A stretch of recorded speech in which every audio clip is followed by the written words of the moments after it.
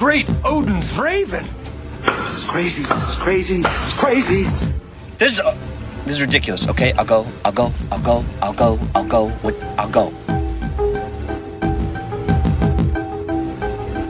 Hello and welcome to the FilmPulse.net podcast, episode number 26. My name is Adam. Today I'm joined, as always, by Kevin. How are you, Kevin?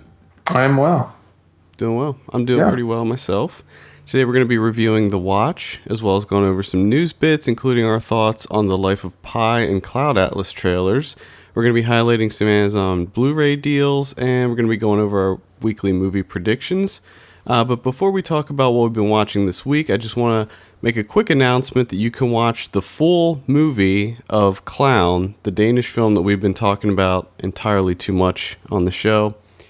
And you can check out the entire movie at our site at filmpulse.net. And by renting the movie from us, you'll be helping out the site and helping us support the show. So it's a win-win. It's a great movie, and you can watch it full movie, no commercials or any of that shit, just right on the site. Really? Yep. Yeah. Who they do that through? I'm imagining it was the Alamo Drafthouse, right? Right. Drafthouse partnered with a service called Distrify, and that allows us to put the site legally, or put the movie legally on our site, and people can rent it directly from our site. Ooh. So it's really cool. That is an awesome very service. Cool service. Yep. I hope that company blows up. That'd be awesome. They're getting, they have a pretty small lineup right now, but I think if in the future, I can see Drafthouse Films, attaching themselves to that company, and I think that that's going to help them out a lot, because I've been very impressed with the Drafthouse lineup thus far. I think it just makes absolute sense to do it that way. Yeah, because you're helping out the sites that promote these movies, and that's really what you need, Yeah. And it helps get the movie out there. Everybody gets a little, bit of compensation for it, and it's nice. So what we're doing is we have a banner ad on the right side of the page right now, and we also have the original article that contains the movie. I have that stickied on the site, so it'll stay at the top of the site for a few days. Once we get some more news articles and stuff coming in, I'm probably going to start moving it lower, but I'm going to keep the banner up there for quite a while. So You can just click on the banner, and there's a button. You can watch the trailer, and then there's a button right in the movie that just says rent. You just click that, put in your details, and you can watch the entire movie. And I believe it's in HD. Get the hell out of here. Yep. That is awesome. Yep. I think I'll get started this week. Haven't been watching a lot because I was still in Pennsylvania for the majority of this week, so I didn't watch a whole lot of stuff. I rewatched a lot of movies with Ryan, stuff that he didn't see, like Antichrist. He never replied to me. What did Ryan think of Antichrist? I think he actually liked it. Yeah? But he was pretty adequately disturbed by it, and I think he said it was one of the most messed up movies he's ever seen. And this is coming from a guy that watched a Serbian film. Yeah.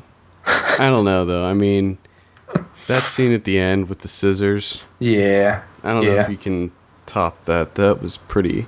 But I will say, upon rewatching it, the first time I saw Antichrist, I was not that into it. I didn't really get a lot of things. Like, there were certain parts of the symbolism that I was just like, I don't really know what any of that means. But upon a rewatch, after I already knew what was coming, I actually appreciated the film a lot more. So if you saw Antichrist once and you hated it, you might want to watch it again, because you might find an appreciation for it. I thoroughly enjoyed it the first time I watched it. The only thing that impressed me the first time was the visuals, but the visuals are amazing. after watching it the second time, the visuals still looked stunning, but I guess I had a bigger appreciation for all the subtext and just the nuance of the film and stuff, like the little hints of things that you see throughout and stuff made me appreciate it a lot more. So I recommend that one. I also saw Chernobyl Diaries. Chernobyl Diaries. Yeah, this was it wasn't good, but I will say this. It was filmed, I believe, in Hungary, and they used an old Nazi bunker to film a lot of it in. And that was the most impressive thing to me was where they filmed it. It looked like they were actually in Chernobyl. Yeah. Now, obviously, I've never been there, but I've seen pictures and stuff, and it looked pretty authentic. Like, where they were at was really cool. I mean, it was really atmospheric and creepy, and they used the Geiger counter thing to set the mood. But in the end, it was just a pretty typical horror movie. Nothing special about it. Yeah. And it was kind of this, like, they mixed in some found footage-y looking things, but it wasn't a found footage movie. Oh, okay. It just, there were certain scenes where they would, like, have the characters videotaping certain things, but... Yeah. Yeah, when this came out, it looked like a forgettable movie. It was extremely forgettable. Like I said, the only thing, and there were, at the beginning, it was actually pretty cool because you didn't really know what they were going to be terrorized by. So, like, when they were exploring these, like, old ruins and stuff, there was, like, a bear that ran by and stuff, and it was kind of cool at the beginning because you don't really know what's going on, but then it just turns into this pretty typical, bland horror movie. Yeah. So I definitely couldn't recommend that, but one that I could recommend is a film called Cold Fish. This is a Japanese film that came out in 2010. I don't know if it was released in the States in 2010. It might have been 2011 before it came over here. Yeah, I think it was 2011 when it came over here. This was a great movie. I wouldn't call it a horror movie. I think it is generally classified as a horror movie, but I would think of it more as a psychological thriller. Okay. And it's based on a true story, which makes it even crazier. And it's about this tropical fish salesman. He has a pet store where he sells fish, and he ends up meeting this rival pet store owner, and they kind of develop this really weird friendship, and it escalates from there and gets really crazy and really out of hand, but it's a great watch. Very disturbing, especially at the end, and it is kind of a slow burn. You don't really know where it's going to go. Yeah. But, man, when it gets there... And I remember when this movie came out that I heard a lot of good things about it. And like you said, inspired by true events. And apparently they're known as the Saitama serial murders of dog lovers. Like that's an odd name for them. But yeah. I did notice once you told me about this, because I've been wanting to see this for a while. It is Play Instant on Netflix. So I think I might be watching Cold Fish this week. I highly recommend it. And I know that you were a big fan of Suicide Circle or Suicide Club, as was I. This is the same writer and director. Yeah, it is.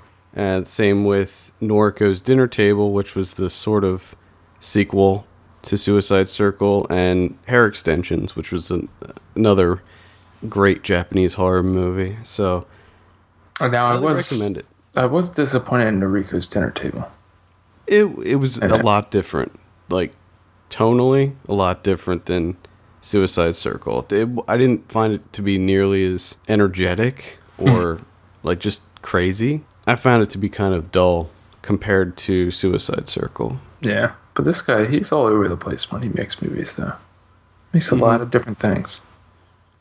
Yeah. Like that. Have you ever heard about that movie, Love Exposure?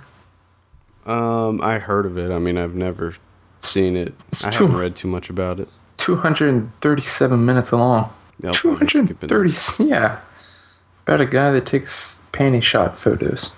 I'll probably be skipping that one. Yeah, that's just bizarre. That is an epic movie about an odd subject. So really, Cold Fish is the only one that I can recommend that I saw this week. I also went back and watched Candyman 1 through 3. Oh, lucky. And I'm in the process of watching Wishmaster 1 through 3. Why do you do this to yourself? I don't know. Because I'm a horror guy, and you're like way too into horror. I was going through like on Letterboxd and stuff, and I was pretty sure I saw some of those, but I wasn't positive, so I just was like, you know what? I don't have anything else to watch because I don't watch TV. Yeah. Like movies are my TV. Yeah. So a lot of times I'll just put on a movie in the background while I'm doing something else or whatever. That's all I got. Well, it sounds like you've had a bad week. Yeah, it wasn't great. Movies. So, sorry to hear that. But to sort of bring us back to what we started off with, I finally watched Klown. There we go. That was, I think, the first movie I watched this week. Which was, it was pretty funny. It was pretty funny. I thoroughly enjoyed it. And I think you said, right, that Draft House Pictures is bringing over the entire series? Yeah, I found that out right after we recorded last week's Ryan Watches a Movie where we had him watch Klown. And we were talking about the fact that you can't get the TV show. Well, I did a little research and I found out that you can actually buy the import DVDs on Amazon. They have all of them on Amazon. Now, you do have to have, they are Region 2 and they are PAL. So you would have to have like a converter or an all-region player. Mm-hmm. But also I found out that Draft House Films is releasing the entire series.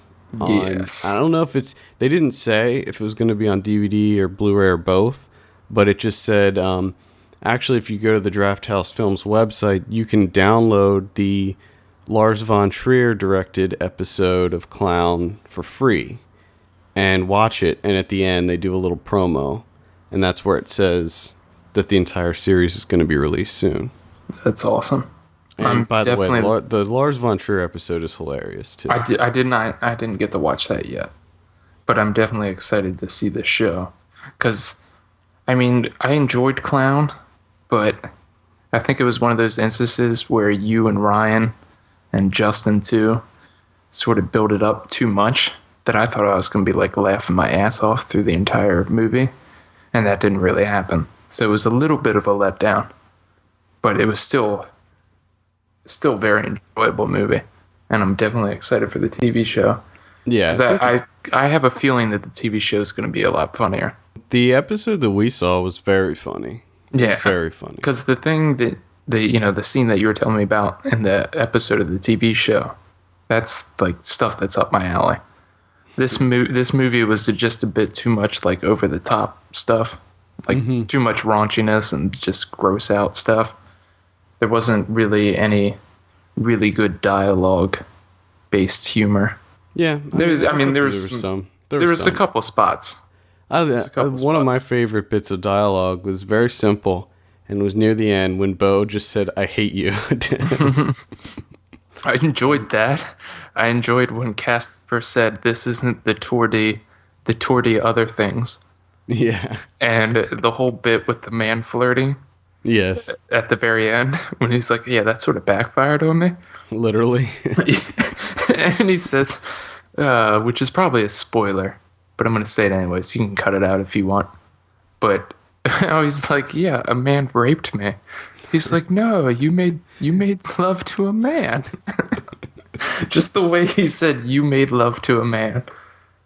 But yeah, I'm definitely excited for the TV show. Yeah, I cannot wait. Cannot wait. I have a feeling I'm gonna get stuck on that, and just because it's there's like 6 seasons, right? Mm-hmm. Yeah, that's gonna be a part of my life soon. Yes, Take absolutely. a good portion of it. Yep, it will be. So I definitely recommend that one. Like we said, go to the website, Film Pulse. You can watch the movie and enjoy it. And know what everyone else is talking about. Yeah, a lot of people are talking about it. It's getting a lot of buzz. It is. I'm seeing it everywhere. It's because it's crazy. It's just so over the top. It's like movies like that don't get made over here. No. Like No. they take it to another level. Yeah, they do. But you can, European, you can get away with that. Yep. The second movie I watched, documentary, Jiro Dreams of Sushi. Finally got to see this, and man, was it awesome. Yeah. This documentary was just amazing. The way that it was filmed, it looked so good. Yes. The cinematography in this movie. I mean, usually, I do have to say that people that do documentaries, they're getting a lot better at this and sort of adding some flavor to it instead of just information. But the cinematography was outstanding. But it was also just very, very interesting. Because when I went into watching this movie, I was like, oh, I'm going to see like some crazy sushi, just like off the wall type stuff. And then you find out that he just makes like the simplest stuff in the world. But it's the process that he does it that makes it like the greatest sushi in the entire world. I don't think anybody's as meticulous about it as he is. No, and it's almost to the point where it seems like he has a problem. You might want to say, like he's too much of a perfectionist, and it seems like, I mean, I don't really know, but the way that he's talking about his life and everything, it sounds like he put more time and effort into the whole sushi thing instead of his family, which I thought, and they sort of just like glanced over that, which I was more interested in. I wanted to know a little more about that. But man, I honestly, he could have been putting anything down on those plates, and I would have been mesmerized and just sat there and watched it. Yeah, it was amazing. One of the things that blew my mind was just how he finds out who's going to be coming to dinner, and he gives them assigned seating. Yeah. Like, so when you go to his restaurant, you have assigned seating, and he memorizes everybody that's sitting, and he will take note if you're left-handed or right-handed, and that'll factor into the placement of the sushi on the plate and how he'll serve you. And just, it's little things like that, that add up to... Yeah, when we say he's meticulous, it's not just in him preparing the sushi, which he really doesn't even do. It's all of his workers do that. But just meticulous in every single facet of the restaurant experience. Right. He just plates it. Yeah. It was crazy. But there was one thing that they never really like went into, and I don't know if it was because the director didn't feel it was necessary, or maybe Jiro didn't want him to do it in the first place. But when he's talking about like how he said he's been on his own since 9 years old, and then they just sort of like went past it and started talking about other stuff, I was like, what do you mean? Like, where did he live? Did he just start working at 9 years old?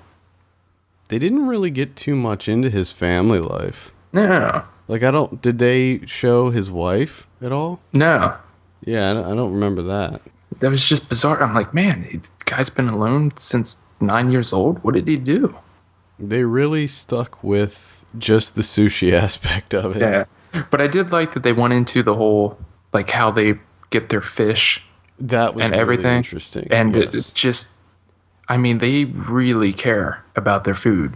Well, they talk to, and they only work with certain people, and they have such a trusted relationship that the people that they get their fish from will like save the good stuff for them and won't sell it to anyone else.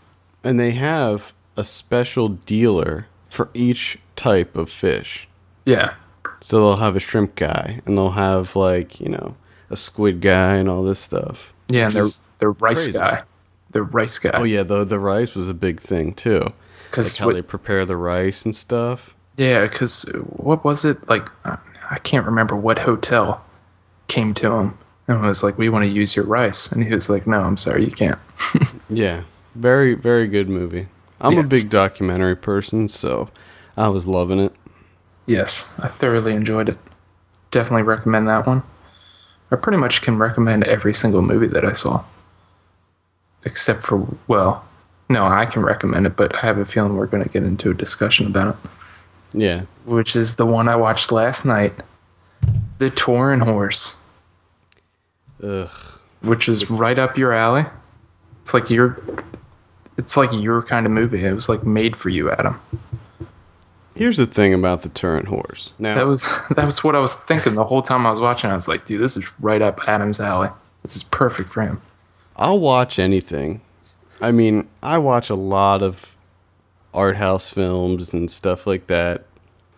But the Turin Horse, I was not. I like, it was one of those movies where I was like so bored that I felt like my skin was crawling. Like I wanted to get out of this movie so bad. Like I felt like my skeleton was gonna rip out of my skin because I was so frustrated with it. Like nothing happens, and these people are completely flat, boring in every way. Like their lives are so horrible. Like I don't want to watch this. It's like their means of entertainment was sitting at a window and watching a freaking dust storm. And every night all they ate was boiled potatoes every night. Yeah, which I gotta say, I've never seen someone eat a boiled potato so creepily as the old man in this movie. The first time he eats it, where it's just like the close up of his face. Oh my god! And that was one of my minor quibbles, which I know that, I mean, there's no plot to this damn movie, so you can't really get upset about anything. But the fact that, like, they live in absolute squalor, all they have is potatoes, and he is just hounding this potato, this one boiled potato, like he's never eaten in his life. And he eats like half of it, and then he's done. And then his daughter, she eats like a quarter of hers, and then they just throw the potatoes away. They just throw it away. It's like, my God, you guys are just wasting food left and right. My goodness. You don't have that much to begin with. All you have is potatoes. Jeez. And everybody's like, oh, it looks like so great. Like the movie only has like 30 shots in it or whatever, and it looks beautiful. And I'm like, yeah, it looks good. I mean, it's filmed nice, but it's still like just the most boring, bland thing ever. And the fact that they made it black and white makes it visually look better, but it's still a good probably 20-25 minutes of the movie is watching a guy eat a potato. Or stare out a window. Or stare out of a window. But I do have... Or have his daughter dressing and undressing him. Yeah. I do have to say that it looks amazing. Like, the opening scene is probably one of the best things I've seen in a long time. Yeah, it looks good. Just the cinematography plus the music in it. Oh, God, that's the other problem I had with it. The music. It was one song that played over and over and over again for like 2.5 hours. Yeah. I was like, oh my God, this is the most depressing music ever. And it just was on, and it wasn't even a long song either. It was like, it was like a 30-second loop that just looped the entire movie. I do. I loved it. I loved it, though. I know you hated it. I did hate it. I wasn't buying it. The intro did look great, but I was done within like the first 5 minutes. And the fact that it's like him just walking with that horse for like 15 minutes. I'm just like, oh God. Just get to the fucking house already. Jesus. Oh, no. I think, well, the reason I like it so much is, I mean, I wish I knew a little bit more about Nietzsche's philosophies, because it's all based on that idea. Is how, before the film even starts, they set it up for you of what this is about. And I mean, it's just about the life of the horse. But it was definitely I enjoyed it because it's one of those films that make you think. I mean, it's not really, it's not really a film because there's no plot. There's not much to it, but it's definitely, right. I sort of saw it as like a essay with pictures. I think I would have enjoyed it if I went to an art museum and it was one of the exhibits. You know what I mean? Like if it was displayed, if it was exhibited in a museum and like that's how it was, it'd be cool. Like if they had multiple screens and like each screen had one of the days, because it was broken up into days. Yeah. I think that would be a much more effective way to exhibit it, because when I just sat down and watched it, I was just like, when is this ever going to end? It's just the same thing over and over. And it was like, what, 6 days? Is that how long it? Yeah, 6 days. And but I think that played a part into it, though. Is that it was just the repetitiveness of, and I mean, they're getting absolutely nowhere. And honestly, they really don't have anything to live for. They do nothing. And, the horse, after a while, the horse is the first one to give up and pretty much dies. And then the final scene where their daughter gives up and stops eating. The father's like, you have to eat. And I think it did just leave you sitting there like, why? Why do you have to eat? Why are you continuing? What are you doing? Yeah. You're not doing anything. There's no point to anything that you're doing. Where did they go when they... maybe that's a spoiler. Well... You're not spoiling anything. Yeah, I don't know if this can be spoiled, but when they left the house, where did they go? Was that just like another house that they had, or what? I don't know. That's what I didn't understand either. Because I was like, oh, well, if they have another house, why don't they just why didn't they go there in the first place, or sell that little shack that they're living in the middle of the, barren wasteland that they're living in? I didn't get that. Yeah, I think they ended up just back at their original house. I thought they tried to leave, and then I think they realized that there was nowhere for them to go. Oh, maybe it was. For some reason, I thought it was a different house that they went to. Like they packed up and moved. Mm. But I don't know, maybe I'm... By the end of the movie, I was so tuned out of it. I just wanted it to be over. Well, that's the thing. Like, I was just waiting for something to happen. Yeah, nothing happens. I was like, what's going to happen? What does this build up to? Nothing. Staring out a window, eating some potatoes. Nothing. But that's what Nietzsche's philosophies is about. So, but this is Bellatar's last movie. He's done. Yeah, he's dead, isn't he? Did he die? No, he's still alive. Quit? He quit. He's not making movies anymore. Which is kind of odd given what this last film is about. The whole story of Nietzsche throwing his arms over the horse and then getting mental illness and never talking again for the next 11 years. Yeah. Well, I don't recommend it. Kevin recommends it. If you're into like extremely slow burn art films. Yeah, I mean, I only recommend it if, like you said, you're into art films. If you love cinematography. Because, I mean, I can be very forgiving if a movie has great cinematography.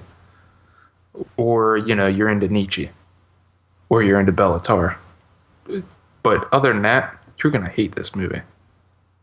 So it's sort of like a quasi, I recommend it. I recommend it on certain grounds. Yeah, I mean, if you don't meet any of those criteria, you are gonna hate it. I'll go with that. Did you see anything else this week? No. Let's go ahead and talk about some news. Oh.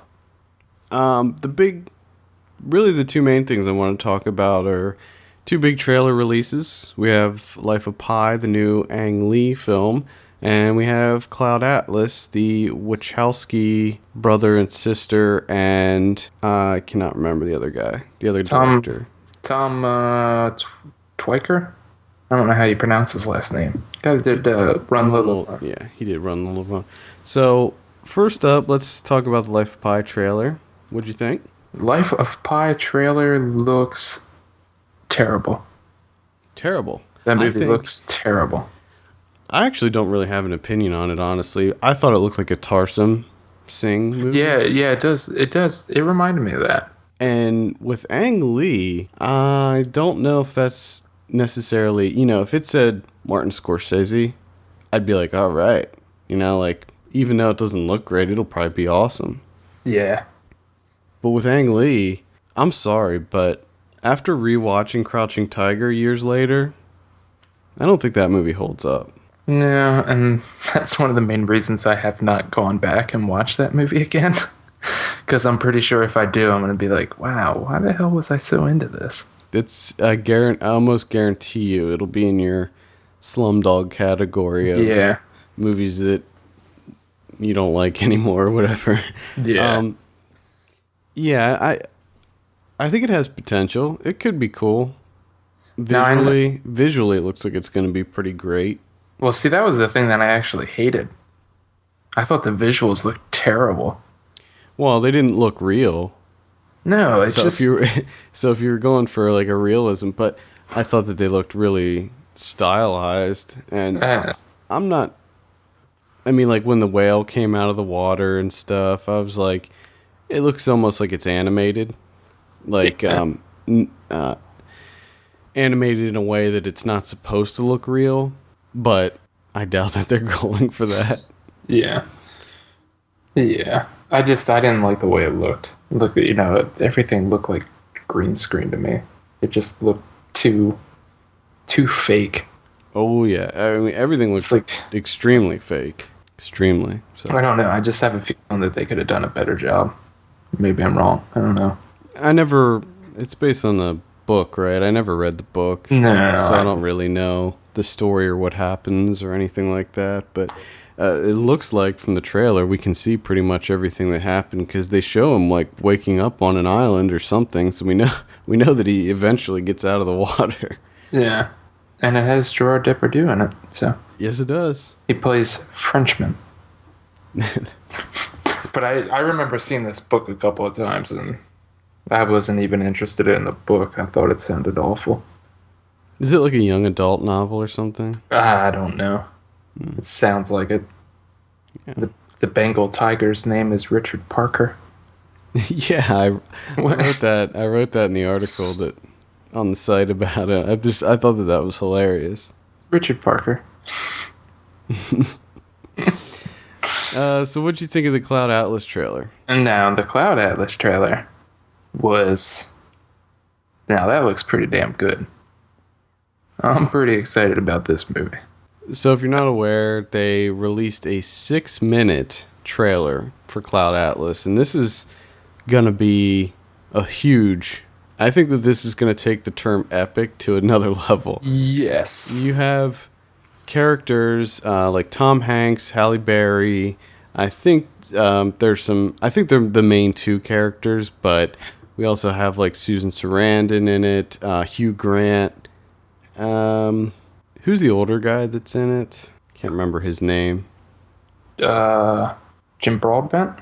Yes. Is that who you're thinking of? I think so. The British actor. Yeah. So he's in it as well. And it looks like it's going to span generations. The actors are playing multiple characters. Every year ever.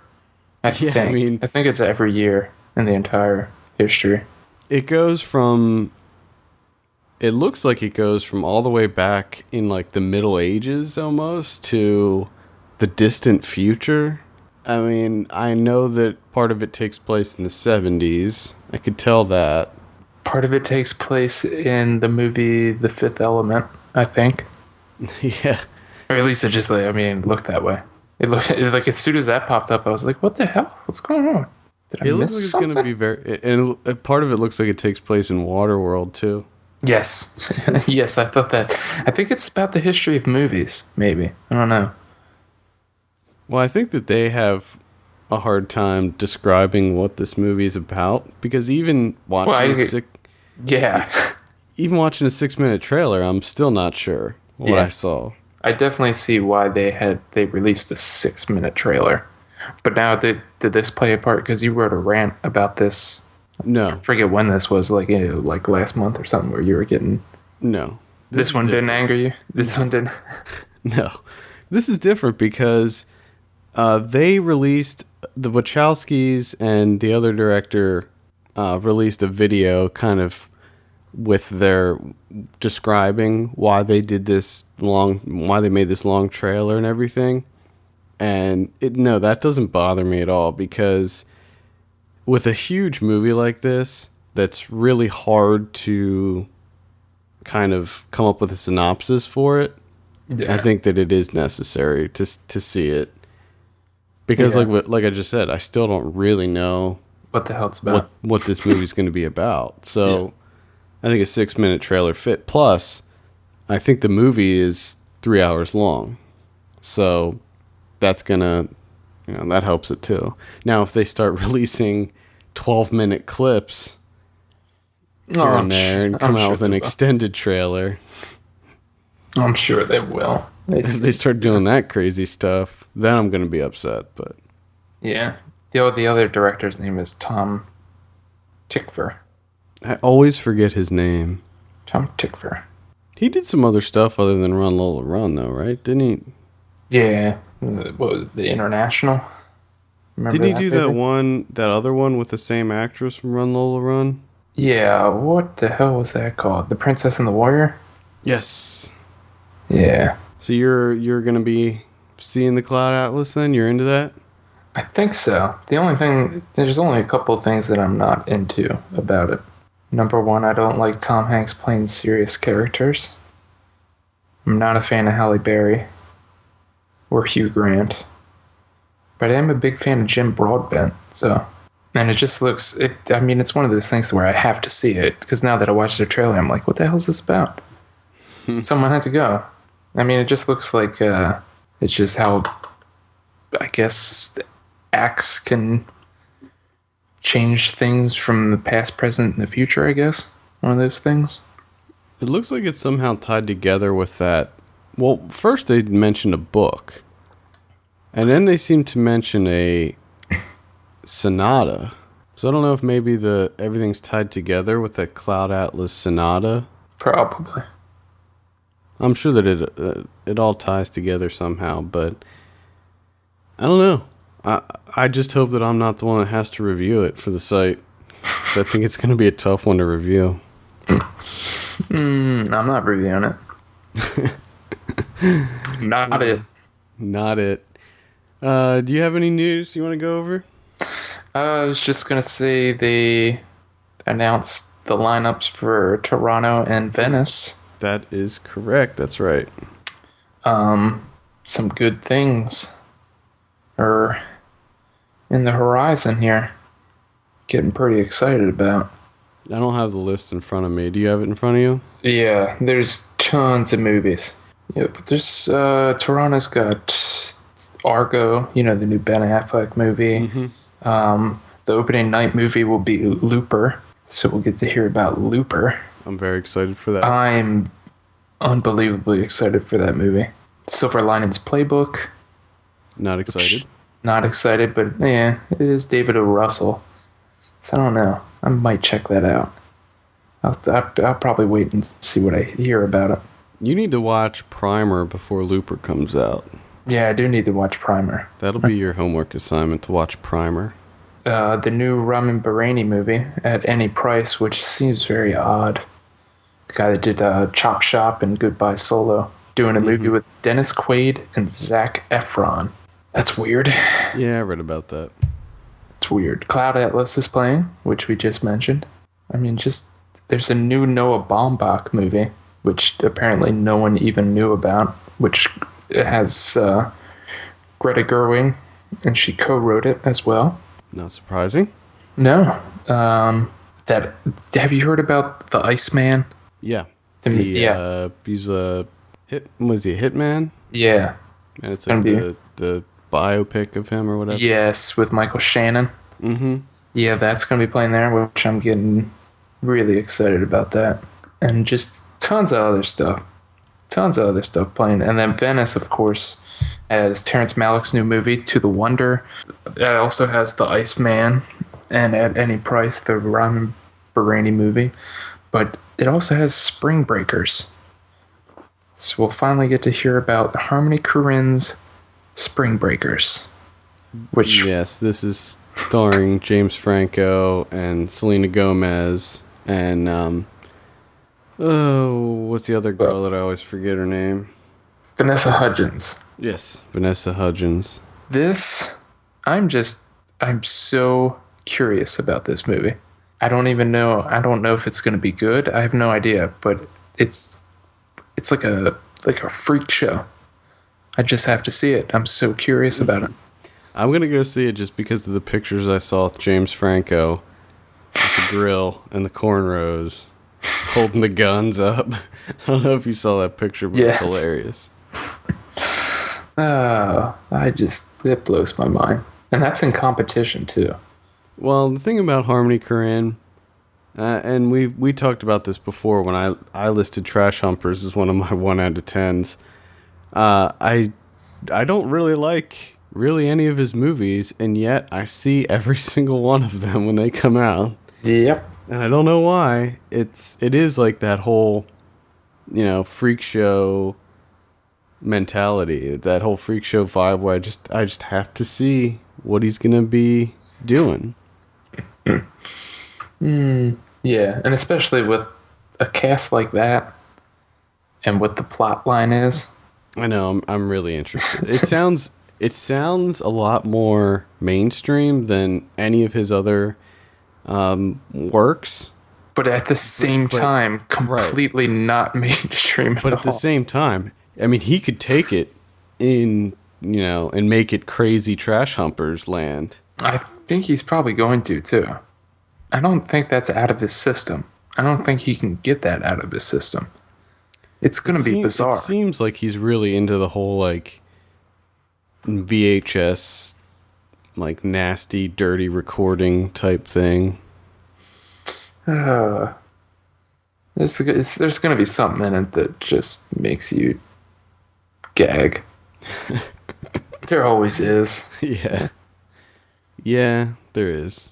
And Venice also has the new movie by Brian De Palma, which is called Passion, with Noomi Rapace and Rachel McAdams, which I think is just a remake of the French movie Love Crimes. Which doesn't make that much sense because Love Crimes wasn't that great. Or Love Crime, sorry. Yeah, it is a remake of the French thriller. I'm starting to think that De Palma kind of fell into the Francis Ford Coppola syndrome where, he made some great movies. He made some fantastic movies in his heyday, and then it just kind of started going down, and eventually they get to the point, these great directors get to the point where they're like, you know what, I'm just going to make whatever I want. And I'm going to make some crazy shit, and that's just how it's going to be. And make some bad movies as well.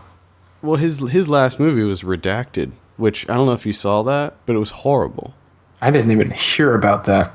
It was almost unwatchable. It's kind of it's actually a found footage, basically a found footage mockumentary style film about the war in, I think it's Iraq, but it could be Afghanistan.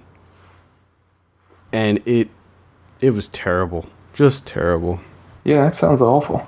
Yeah, I mean, it was very distasteful.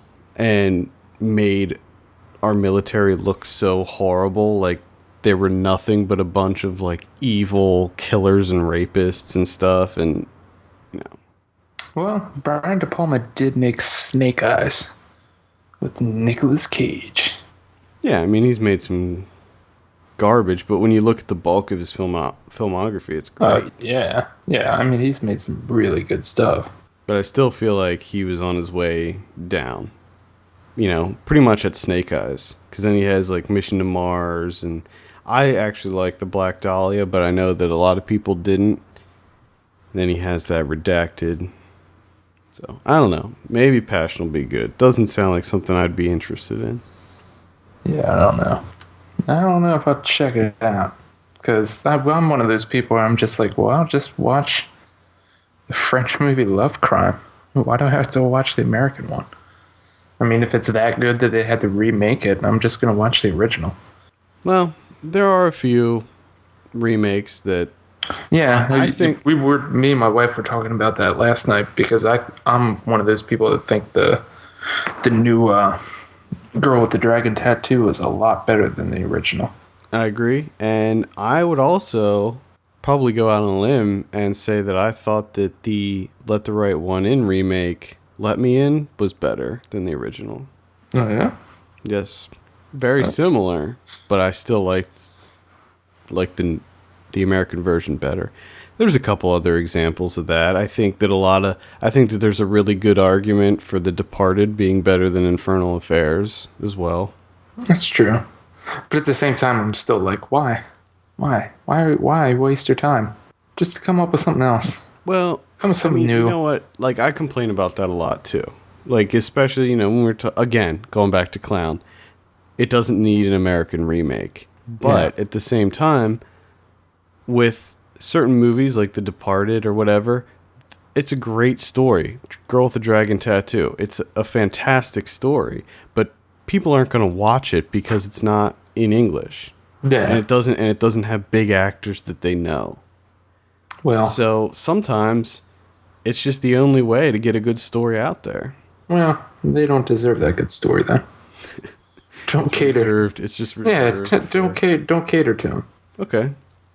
I'll agree with that. That's how I am. Don't cater to them. No, I don't want to read subtitles. No, then you're missing out on good stuff. Yeah. I don't care. Not my problem. Let's talk about some Amazon Blu-ray deals, shall we?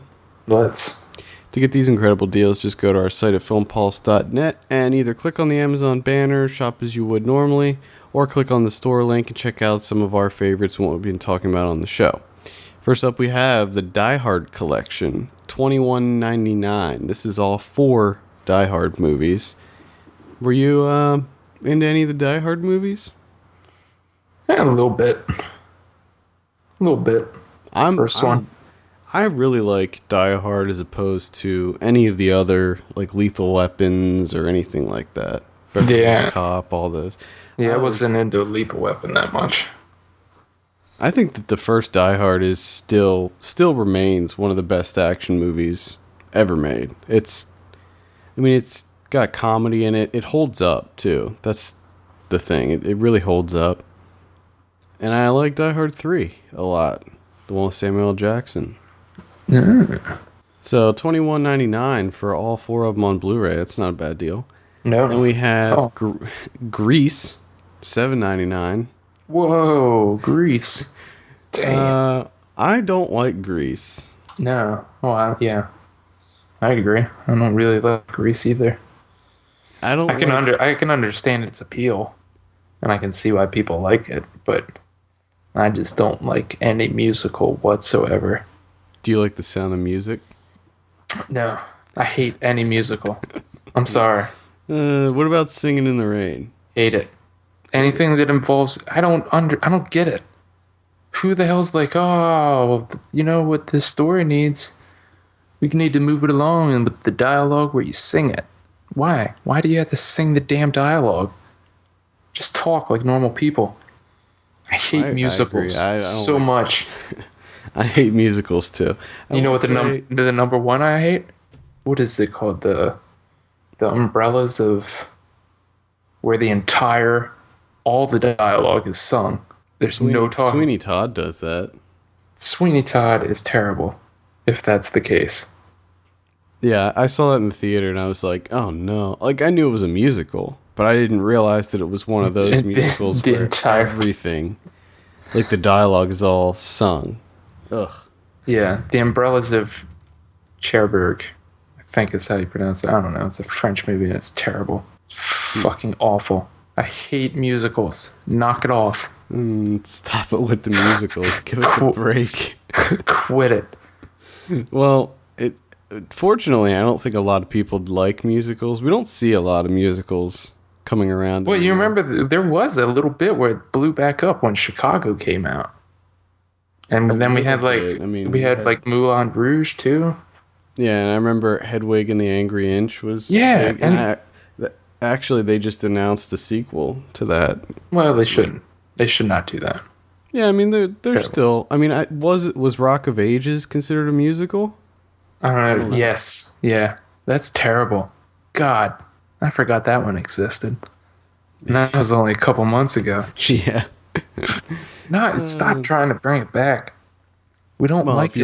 If you remember, musicals were huge. I mean, there was an Academy Award category for musical. Yeah, that's because back then people liked that stuff. Just like they liked the Three Stooges. We don't like it anymore. All right? We have different tastes. These things are terrible. Stop trying to bring them back. Okay, well we'll do one more deal and we'll end it on a good note. Pulp Fiction, $9.99. Nice. Now that remains one of my favorite movies. Now that's a deal. Yeah. And you know what's great about that movie? No fucking musical. No musicals? No musical number. Okay? They talk like people. There is kind of that one when they're in the dance contest. Oh, that's true. Jack Rabbit Slims. I'll allow it. But they don't sing or anything. They're just dancing. Yeah, dancing's fine. People dance. But no one sings dialogue to each other. Unless you're weird. True. Unless you're weird. Sorry. That is true. All right, I think we're ready to move on to our feature review of The Watch. No, I'm not done yet. No, I'm just kidding. We're still going to talk about musicals. Kevin hates musicals, okay, people? Kevin hates musicals. I sort of forgot that I hate musicals, and it just sort of brought back, some emotions. Well, I'm right there with you. I hate them just as much as you. There's not one musical that I like, so we hate them, and let's make a vow to try to not talk about them anymore on the show. Yes. So let's talk about The Watch. This is not a musical. Thank God. It's directed by Akiva Schaffer, who is... Well, they do sing in that one scene. Yeah, they do. There is some singing, a little bit. Akiva Schaffer's probably best known for being in The Lonely Island, the Andy Samberg musical group. And he also directed a movie that you probably love, Kevin, Hot Rod. Hot Rod was all right. I actually never saw it, so can't say anything. I haven't seen the entire thing. I've seen parts of it. Probably, I would say 75% of it. I have not seen it. Maybe I'll watch it this week just to see. The Watch stars Ben Stiller, Vince Vaughn, Jonah Hill, Richard. Have we figured out how to say his name properly? I'm still going with Ayoade. Ayoade. That's how I pronounce it. And I don't care. There's no D. You're saying Ayoade, but it's Ayoade. Ayoade. Yeah? Ayoade. Well, that's how whatever. I don't care. Okay. Pronounce it however you want. Favre pronounces his name Favre. It's not spelled right. That's true. We also have Will Forte in it. And there's some other people. Little cameos here and there. Basically, about a neighborhood watch that discovers an alien plot to take over the world, and they need to stop it. What did you think of The Watch, Kevin? I thought it was hilarious. I thought it was absolutely hilarious. And I don't really understand why people are really we're sort of ripping this movie. But then again, I've talked about it before. Comedy, I just want to laugh. I don't give a shit about story. I don't care about the plot. Nothing. Just make me laugh. It is to note that this does have a 14% on Rotten Tomatoes, and the Metacritic score is currently a 36%. Really? Wow. So you are correct when people are ripping this. Yeah, and I mean, when I first watched the trailer, the first trailer I saw was the Red Band trailer, which I laughed my ass off through the entire thing. But at the same time, I was like, this movie's retarded. I'm sick and tired of aliens. Why are there aliens and everything? But at the same time, I don't care. I just want to laugh. That's all I want. I laughed quite a bit in this movie. I did have a lot of problems with the movie. And I'll try not to really get deep into plot issues and things like that. Because like you said, I mean, it's a movie that's not really... It doesn't really merit deep analysis. No, and I mean, it doesn't... They don't take themselves seriously. I mean, they know it's a stupid premise. It's just to make you laugh. Yeah, and... That was actually one of my issues, is that I don't think I did find it as funny as you did. I thought that Ben Stiller was unfunny, but I wasn't expecting him to be very funny. No, I thought that Vince Vaughn was the funniest part of the movie. I thought that his dialogue was definitely the funniest, by far. He is hilarious. I didn't think that Jonah Hill was funny. And it's not that I don't think these characters are funny. It's that I feel like they just didn't have a lot to work with. Especially the Jonah Hill and Richard Ayoade characters. I feel like that they were a little less developed than the Vince Vaughn, Ben Stiller's characters. And I just didn't find them to be nearly as funny. I thought they were all, except for the exception of Ben Stiller. I thought they were all hilarious. I mean, Ben Stiller had his moments here and there, but I think he was sort of playing the straight man. Yeah. That's what he normally does. And that is one thing that the film definitely has going for it, is that these four guys work really well off of each other. I couldn't imagine a better team up. Yeah. And I love the idea of Ayoade is like, just, he shouldn't be there at all. It doesn't make any sense why he would be hanging out with these guys and be a part of the neighborhood watch, but for some reason that's funny to me as well. Jamarcus, and his name's and then this is the kind of stuff that I like too. I'm a really big fan of dialogue based humor, just banter, just saying stupid shit. And this movie's perfect for it. And it was hilarious to me. I also I didn't think Will Forte was that funny in it either. I thought that he was kind of... I thought he was okay. I liked the scene where they take the kid in that's in the trailer, and they get in his face and do that whole thing. And then he's like, am I under arrest? He's like, fuck no. This guy's a joke. He's like, can you give me a ride home? No. And he throws the skateboard. Yeah. There was one scene that I thought was really funny, and I believe they do show it in one of the trailers, and it's with I'm trying to look up his name. It's the older guy that's in. He's in everything. Drill sergeant. He's always. His name is R. Lee. Oh yeah, R. Lee Hermie. Yeah. He had a really funny scene. I thought that scene with him yelling at them was hilarious. Yes. I loved a lot of the scenes. Can't really get in it because there was another scene with Will Forte that I thoroughly enjoyed and thought was hilarious, but that was at the end. Yeah. Let's not go into really too many spoilers, although I do want to do a quick spoiler session after we talk about this, because I do want to talk about one big problem that I had, and it's a spoiler. So my review's up on the site. I gave it like a 5 out of 10. Okay. So clearly, I did not enjoy this nearly as much as you. I did laugh, but Well, the funny thing for me, even though I said that I really thought it was hilarious and it was really funny to me and I was entertained, I would still probably I could definitely agree with a 5. Because I think the highest I would go is maybe a 6, but I probably wouldn't even do that. I might go like 5.5.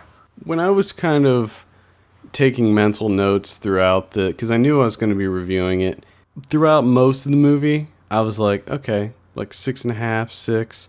And then, like, as the movie progressed, they introduced some kind of, I thought, sappy stuff in there that they kind of tried to make it a little bit serious.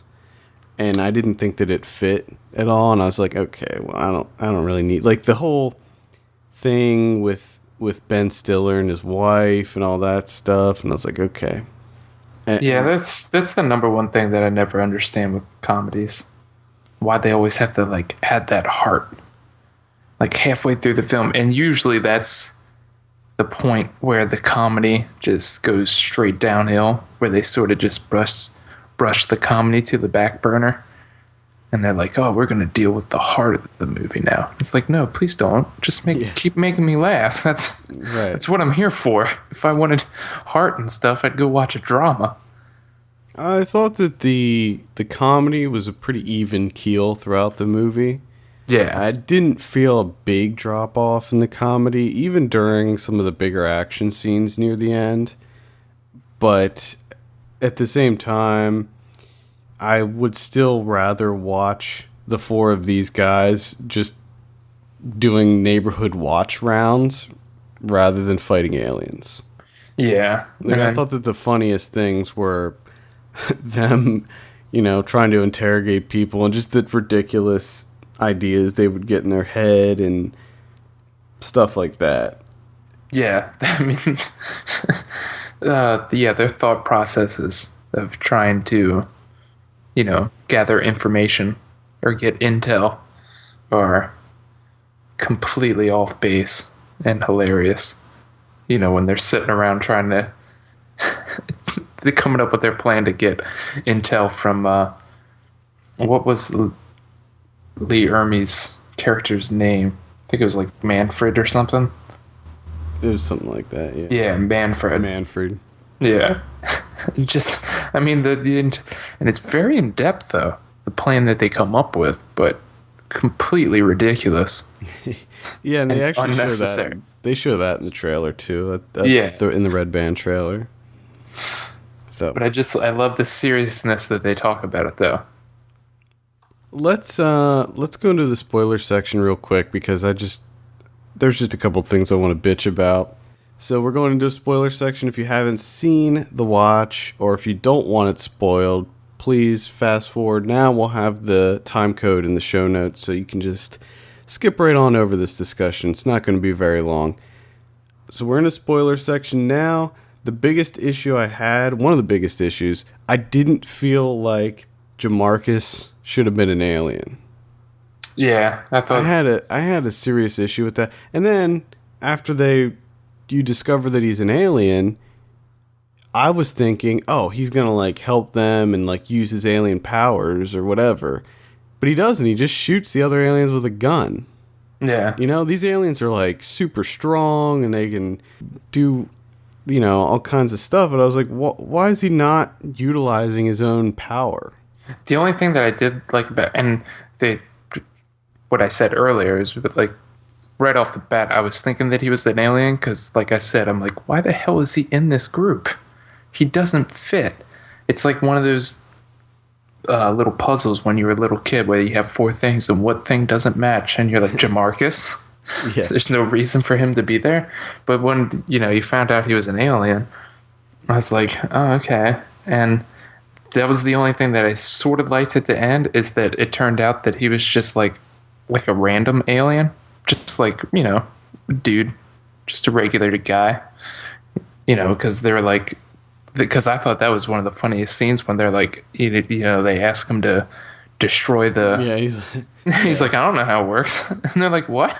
And he's like, do you know how your cell phone works? It's like, yeah, you press a bunch of buttons and you hit send. He's like, well, that looks complicated. Yeah. I thought he was funny. I didn't think that making him an alien was necessary. No, I didn't think so either. And along with the aliens themselves, I didn't think that the aliens were particularly cool looking or interesting in any way. I thought that they were all pretty generic. I think that they could have utilized some more, and like making their vulnerability, their penis, was funny, but I feel like that they could have done more funny things with the design of the alien or something. Yeah, but it was hilarious. Jonah Hill yelling, "Why are their dicks exploding?" Yeah. But yeah, I mean, like you said, it was funny, but at the same time, it's like, that's pretty ridiculous. Yeah. It's pretty stupid. Really, that's the only kind of spoiler-ish. Well, I mean, my thing for spoilers is, like, I would imagine that the aliens would still come and destroy the planet. They're not just going to be like, well, we never heard back from all those aliens that we sent. And then they just go on with the rest of their lives. I think they would be like, I wonder what happened to all those guys that we sent there. Yeah. They were supposed to call back to us, and that never happened. Well, let's go take a look. There are, if you really think about the movie, there's a lot of plot holes in this movie. Yeah. There's not a lot that makes sense. I just love that that's, we won. It's like, I would think they're still good. I would like to see that as like a sequel where the aliens come and just destroy the entire planet. You could just make it like a short film, like 20 minutes long. What I'm wondering is if there were more. I mean, are there still other ones? Yeah, I mean, obviously Jamarcus wasn't involved in their plan to build the communicator, so if he wasn't there, wouldn't you think that'd mean there'd be others that are out there just doing their own thing? Yeah. Oh, maybe there is. That's why maybe they do have it set up for a sequel. Ooh. I don't know. Aliens. I just think aliens are stupid to begin with. And that's just, to me, that's just like laziness. I think what should we do with this movie? Let's throw an alien in it. Yeah, alien invasion. I think that you should watch Attack the Block. I would like to see Attack the Block. I think that you would like that, because I saw a lot of Attack the Block in the watch. I really did. Well, I mean, I don't really mind the whole like alien genre. It's just, it seems like overkill the last couple of years, where it's like almost every other movie that comes out is aliens. It's like, oh my god, can we just a bit of restraint, please? Yeah, Hollywood goes through little spurts. I know, and that's what drives me crazy. There will be a big alien movie, and that'll spawn more big alien movies and stuff. I mean, now they've announced there's another, so they're re-releasing Independence Day in 3D, and there's also going to be a sequel. Oh, thank God. Yeah. We definitely needed that, because everyone knows that Independence Day is the classic. Yep. Well, let's get out of this spoiler zone. Did you want to add anything about the watch? I just want to say, no spoiler-wise, but let me just say that, and I know that you agree with me, Russian nesting dolls. Yes. Which is my favorite scene by far. That's my type of humor. If you have that in a movie, which they have it scattered throughout this movie, I just laughed my ass off. Yeah. I absolutely loved it. He was so, and I loved that. Well, the scene is Vince Vaughn finds the Russian nesting doll, and he's so intrigued that he finds a doll when he opens it up and finds another one. It blows his mind. But I thought that was a funny little thing that there was numerous points in the movie where he seemed really like into knickknacks. There's numerous times where he talked about knickknacks. Like when he's at Ben Stiller's house, he's like, "Do you mind if I walk around? Because it looks like you have a lot of knickknacks." And then at the end, he was like, I'm gonna see if I can get myself some knickknacks here. I loved that his character was, for some reason, was enthralled by knickknacks.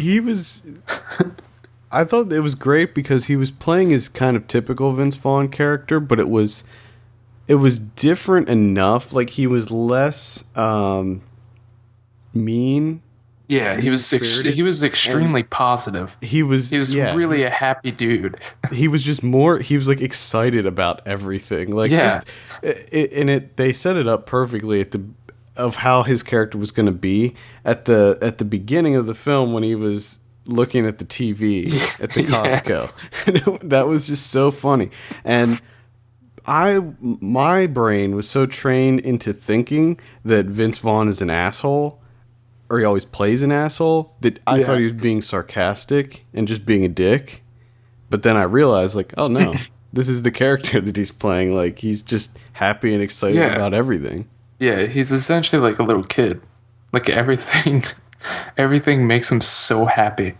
Yeah. And he gets so excited. Yeah. I've never seen someone that excited about Russian nesting dolls. I mean, he was thoroughly enjoying that. Yep. That seems great. Let's get out of the spoiler zone real quick, and then we can give our final thoughts on the watch. So we're back, and what would your final score be, you think, for the watch? We know mine's a 5 out of 10. I thought it was funny, but I wasn't like super into the story. I had a lot of issues with different plot things, but I would give it probably like a 5.5. It's probably as high as that would go. I mean, I loved the comedy, the banter and stuff, because that's my thing, and I really enjoyed that, and I was laughing throughout the movie. But the story itself was stupid, and I mean, I had a lot of problems with the story. But like I said, I'm just going there I want to laugh. So it's entertaining. I wouldn't completely tear the movie apart. I mean, you can tell throughout the entire movie that they're not taking themselves seriously. You know, their goal is to make you laugh. That's all they're going for. Yep. Nothing else. And I think they succeeded. But I mean, story-wise, camera work. I mean, there's nothing special here at all. No, I didn't think that the director was anything spectacular. No, there was no like awesome action scenes. There was, but I thought it was funny. I did laugh pretty much the entire movie. Yeah. Well, there you have it. I would say you can probably skip this one in theaters, but I would rent it. I would definitely check it out, and I'm one of those people too that I am dying for comedies all the time, because to me there just doesn't seem to be that many actual good comedies. Mm-hmm. I mean, there's a lot of comedies come out, but like I said, I have a very specific taste for myself, which is the dialogue-based banter, and it's hard to come across. But I would definitely suggest this, and there was one other performance that I wanted to point out, which was Billy Crudup was creepy as hell. Yes, he was extremely creepy. He was so weird. He was extremely weird and creepy, and I thought he played that character perfectly. I agree. There you have it. Let's move on to doing our predictions here. Last week we predicted Killer Joe. This, what did I give it? I gave it a 76. You gave it a 71. Actual 76. I was right on the money there. You bastard. Right on the money. These are Rotten Tomatoes scores. The Watch, you predicted 77. I predicted 65. Actual 14. That's extremely surprising. I'm surprised that people are hating this so much. Yeah, I mean, I'm sure that the user score is probably a lot higher. I wonder what I'm gonna look at the user score. I would 70. 70. Yeah, see, that's more. I think to me it seems like too often they try and review comedies the same way you review like and that's like a movie like Bullhead or something. Yeah, you can't look at them the same way. And I knew the score before I went to see it, and I was like, "Oh man, I don't know what's going on with this movie, but people are hating it." And I left the theater, and I was like, "Yeah, I mean, I would not give it a 14. I mean, out of 10, that's a 1, you know?" Yeah. So I was like, "No way." There were so many movies I saw this year so far that were so much worse than this. And it needs to be pointed out, Savages has a 54 right now. That's another... Savages is terrible. That's another surprising one to me. I mean, normally, after I review a movie and I compare my score with the general consensus on either Metacritic or Rotten Tomatoes, I'm usually pretty close. But with those two movies in particular, I just didn't get it. And see, for me, the thing that bothers me is the Savages actually wants it. It takes itself seriously and wants you to take it seriously, and it's a joke. Right. And I like going back to like the Tim and Eric movie. I think that got a much higher score than The Watch, and which is funny because I love the Tim and Eric movie, but that was one that I was like, critics are gonna hate this. They're gonna hate this movie with a passion. Yeah, I don't think it got a really high score, but I think it got like a 40 or something like that. So yeah, you got 37 for Tim and Eric, which is surprising. So let's move on to the next movie, and this is going to piss you off even more. What's the next one? Step Up Revolution 3D. I predicted 23. You predicted 20. Actual 34. Get the hell out of here. So, The Watch gets a 14 and Step Up Revolution 3D gets a 34. Give me a break. Yeah. So, my girlfriend's actually seeing that right now as we speak, so I'll get a report from her on... Oh. And you know who gave it a good rating, or a good review? Ebert? No. I don't think Ebert did. Leonard Maltin did, though. Oh, come on, well. Leonard Maltin. I swear. I will never forget.